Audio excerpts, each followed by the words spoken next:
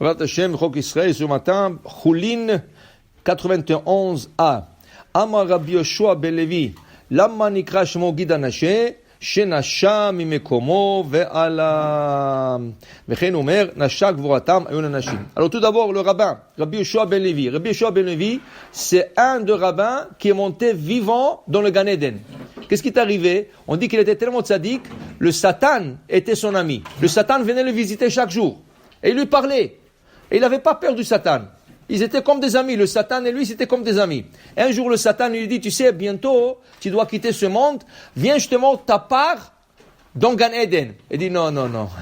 Je vais aller avec toi. Tu sais, on est des amis, mais il faut pas exagérer. Je peux pas aller avec toi. Tu vas monter là-bas, tu vas me laisser là-bas. Non, c'est pas encore là. Il dit, non, je te promets, je te retourne.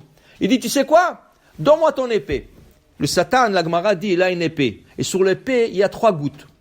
Première goutte, quand la regardez, quand une personne décède, il décède avec la bouche ouverte. Quand il ouvre la bouche, quand il voit le Satan, il a peur, il ouvre la bouche, le Satan, il lui fait couler 3 gouttes. Première goutte le tue. La deuxième, elle lui fait changer la couleur. Alors la personne, regardez, une personne meurt, devient vert. Et la troisième, il commence à pourrir. Ça donne une mauvaise odeur. Il a dit, donne-moi ton épée, et moi je vais avec toi. Il dit, ok, tiens. C'était son ami. Il lui dit, tiens, il lui a donné l'épée. Il est parti avec lui. Il lui a montré sa part à Gan Eden. Quand il a vu ça, il a dit, waouh, tout ça c'est à moi. Il dit oui. Qu'est-ce qu'il a fait? Il y avait une muraille là-bas. Il a sauté dedans. Il a dit, non, je reste ici. Je ne vais pas retourner dans l'autre monde. Il dit, non, mais c'est pas encore le moment. Il dit, non, je suis bien ici. Et là, le Satan, il commençait à paniquer parce qu'il ne peut plus travailler. Il n'a pas l'épée. Alors maintenant, ils ont tout de suite monté un Beddin, la Gemara dit dans Maktubot, ils ont monté un Beddin dans le Gan Eden pour savoir est-ce que Rabbi Yoshua ben Levi peut rester dedans ou on doit le sortir. Alors Hachem, ils ont demandé à Hachem, qu'est-ce qu'on fait? Il dit, écoutez, regardez ces dossiers à lui, est-ce qu'il a jamais juré en vain? Est-ce qu'il a jamais juré et il n'a pas accompli? Ils ont vérifié, il était tzaddik, il n'a jamais dit de mensonge, et Hachem a dit, alors vous le laissez là-bas. Mais à condition qu'il retourne l'épée au Malach HaMavet. Alors il a retourné l'épée et il est resté vivant corps et âme dans Gan Eden. Il est rentré corps et âme dans Gan Eden. Okay? Viens Rabbi Yoshua ben Levi, alors il nous dit ce matin, Lama nikra shemo Gid Hanashe. Le nerf sciatique. Pourquoi on dit Gid? Le nerf Hanashe. D'où se vient ce mot? Hanashe. Shenasha mimekomo. Le Gid Hanashe qui s'est déplacé. De quoi on parle? Yaakov s'est battu contre l'ange toute la nuit. Et quand l'ange voyait que le matin est en train de venir, qu'est-ce qu'il a fait? Il lui a déplacé, il lui a touché la hanche et lui a déplacé le Gid Hanashe, le nerf sciatique. Alors le nerf qui s'est déplacé. Et là, la Torah dit V'utsolea. Yaakov il est devenu boiteux. Il pouvait plus marcher. Alors on appelle ça Gid Hanashe. Et à cause de ça, qu'est-ce que la Torah dit là-bas dans Parashat Vayishlach? Al ken lo yochlu bnei Israël et Gid Hanashe hadayom hazeh.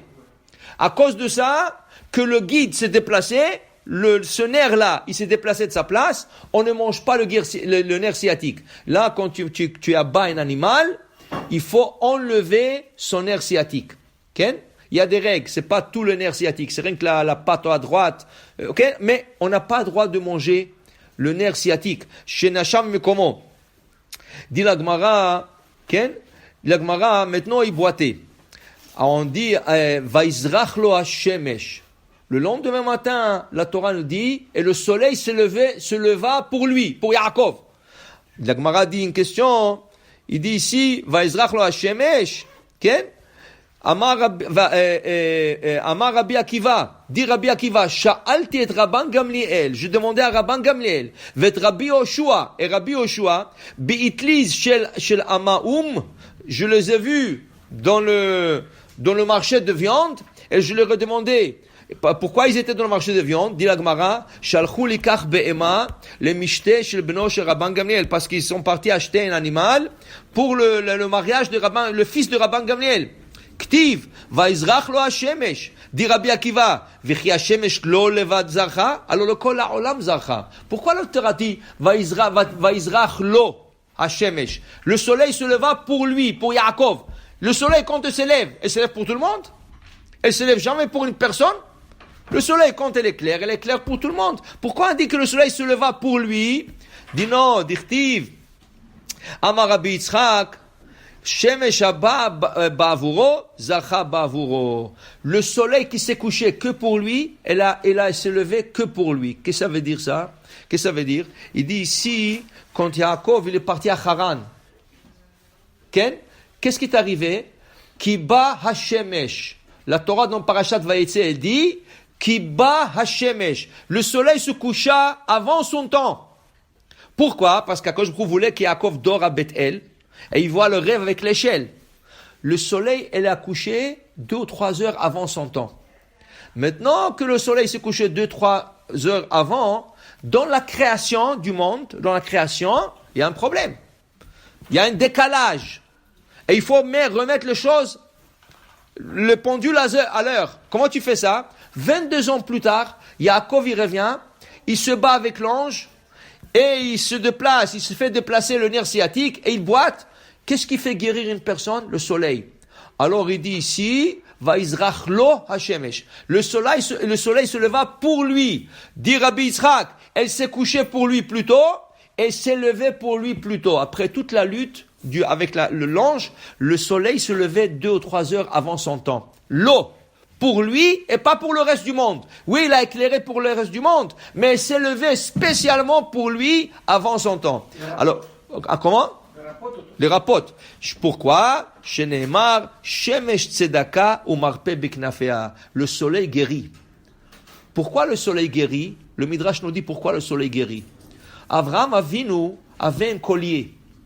Sur le collier, il y avait une pierre. On dit tout celui qui regardait la pierre d'Avraham Avinu guérissait. Okay? Alors tout le monde se pose la question. Alors comment ça se fait que quand il a fait la circoncision, il fallait envoyer 3 anges pour le guérir? Pourquoi il ne s'est pas guéri en regardant la pierre? Dit la Gemara, En chavush matir et atzmo bet asurim. Quand quelqu'un il est en dehors de la prison, il peut aider aux autres à sortir de la prison. Quand lui-même est dans la prison, il ne peut pas sortir. Il a besoin des autres pour le sortir. Abraham guérissait tout le monde. Il ne pouvait pas se guérir lui-même avec la pierre. Alors Hachem a envoyé des anges. Avant de quitter ce monde, Abraham avait peur que cette pierre tombe dans les mains qui ne sont pas bien. Qu'est-ce qu'il a fait? On dit que le Midrash dit il a jeté en direction du soleil, et la pierre, on dit, elle a fait le chemin jusqu'au soleil et est restée là-bas. Depuis, quand tu regardes le soleil, quand tu reçois le rayon du soleil, ça te chauffe. Shemesh tzedaka ou marpe biknafea. Le soleil, c'est comme la tzedaka et la guérison. C'est pour ça qu'on dit que le soleil guérit. Alors le vatizrach lo hashemesh, le rapoto mitzalaato, elle a se levé pour lui, pour le guérir de fait qu'il boitait. Baruch Adonai le'olam, amen ve amen.